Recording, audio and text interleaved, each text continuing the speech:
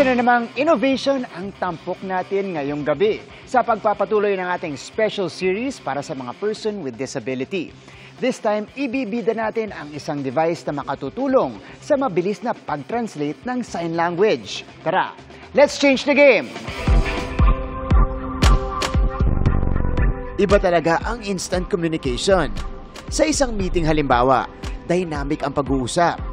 Gets agad at walang delay kumpara sa kung magpapasa pa ng text, chat or email.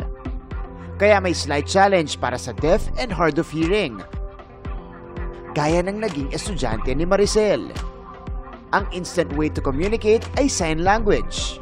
When it comes to inclusivity, he has the difficulty to blend in, especially in performing assigned tasks like reporting, role play, since none of us can converse him with the sign language he is using.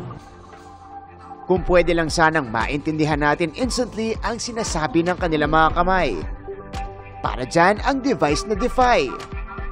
O ang digital expression available for you, or ang Defy, na dinevelop ng mga estudyante ng Kapalong National High School, Davao del Norte. Defy is an AI-driven app that uses Media5 to translate sign language.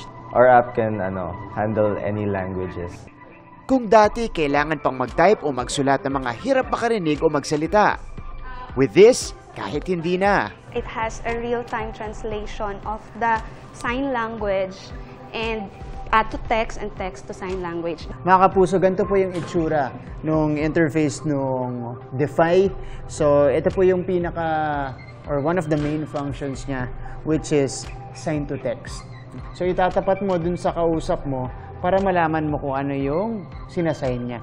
Immediately, binibigyan niya tayo ng translation na nakasign dito sa baba. Okay. So, ito, peace sign. Yan. O, meron siyang peace sign na lumalabas dito.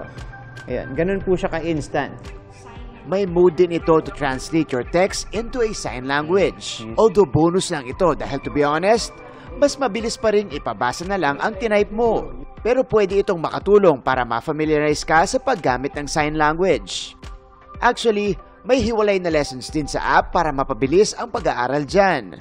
We include that since we are in a province, so we consider the signal, and so we included as in our feature to download a data set of a certain sign language so that they can use our app even if in offline mode. For now, standalone app pa lang ito, pero magde-develop rin sila ng code para magamit ang feature sa mga existing online meeting platforms. Balak din nilang dagdagan ang mga language na kaya nitong i-translate into. There are other similar apps, pero they're limited lang po in the language in their area po. So we're planning to create an app that could be used globally. There you have it mga kapuso, another amazing innovation to help the persons with hearing impairment to communicate in an easier way. Para sa GMA Integrated News, ako si Martin Javier, changing the game!